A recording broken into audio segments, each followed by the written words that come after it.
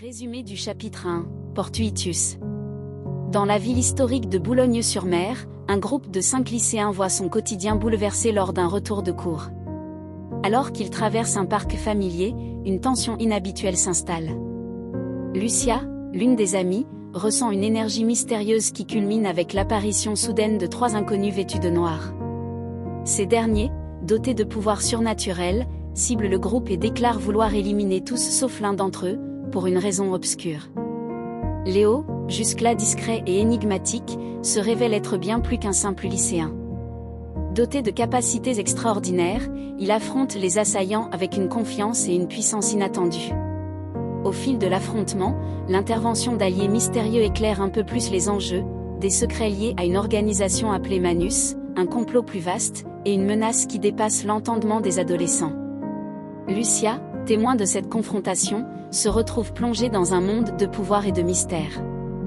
Elle commence à se questionner sur la véritable identité de Léo et sur son propre rôle dans cette intrigue surnaturelle qui s'esquisse à travers des révélations troublantes. Chapitre 2, Chola.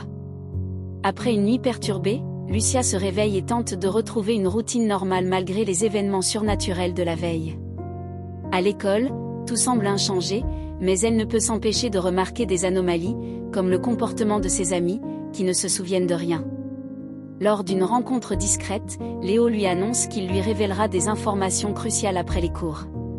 Lors de leur échange, Léo dévoile à Lucia qu'elle est la réincarnation de Merlin, un être d'une puissance immense, et que le monde est bien plus vaste et complexe qu'elle ne l'imaginait. Il lui parle des différentes factions humains, démons, anges, elfes et nains ainsi que des alliances et conflits en cours, notamment contre les démons et anges déchus. Lucia apprend également qu'elle devra rejoindre une école de magie en Suisse pour se former et protéger son entourage.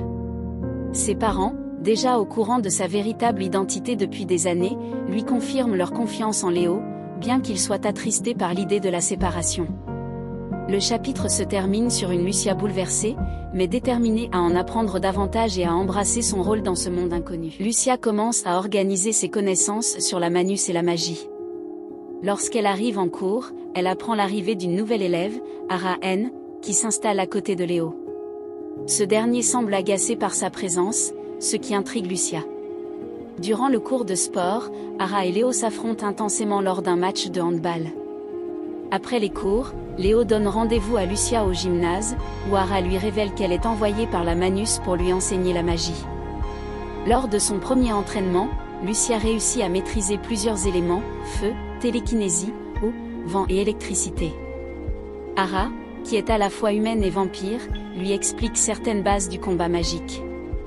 L'entraînement se termine avec des conseils d'Ara sur la combinaison des sorts et l'adaptabilité en magie. Lucia reçoit un équipement d'entraînement spécialement conçu pour elle par la Manus, ce qui soulève des questions sur la manière dont l'organisation a obtenu ses mesures et ses préférences. À travers des classeurs remplis d'histoires et de secrets, Lucia plonge dans le passé de la Manus, de sa fondation par Maloktar, un démon rouge, et l'âge, un ange, à ses nombreuses guerres et tensions internes. Peu à peu, elle comprend que ce conflit dépasse les mythes et légendes, et que son propre rôle y est plus important qu'elle ne l'imaginait. Au fil de ses rencontres avec Marie, une ange, Vladimir, un démon, et surtout Léo, son mystérieux protecteur, Lucia apprend que des figures légendaires comme Makna, un ancien démon blanc devenu l'un des chefs des démons déchus, et Lukna, son énigmatique opposé au sein de la Manus, détiennent des clés essentielles à la compréhension de ce combat millénaire. Mais la plus grande révélation reste celle de son propre destin. Lucia possède l'arbitrium des humains, un pouvoir rare et convoité. Entre doutes, secrets et tensions, elle doit désormais choisir sa voie. Lucia passe des fêtes de fin d'année tranquilles, mais tout change brusquement au mois de mars lorsqu'un groupe de démons attaque son lycée, cherchant à capturer 2 personnes, Lucia et son protecteur. Léo et Ara, ses alliés, se montrent prêts à intervenir, mais la situation dégénère rapidement en prise d'otage. Un démon nommé Mars menace d'exécuter la directrice si ses exigences ne sont pas satisfaites.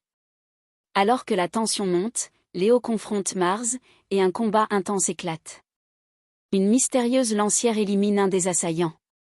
Léo finit par maîtriser Mars avec l'aide d'un homme inconnu nommé Mark Stauffenberg, qui prend ensuite en charge la sécurité de l'établissement. Le gouvernement décide de garder secrète l'identité de la personne visée, Lucia, et interdit toute discussion sur l'événement. Léo et Ara sont alors mis à l'écart par les autres, jusqu'à ce qu'ils sauvent un élève d'un accident en cours de chimie grâce à leur pouvoir, améliorant ainsi leur image. Plus tard, Lucia demande à Léo d'accélérer son apprentissage magique. Léo évoque alors la possibilité d'un pacte magique pour l'aider à combler son retard.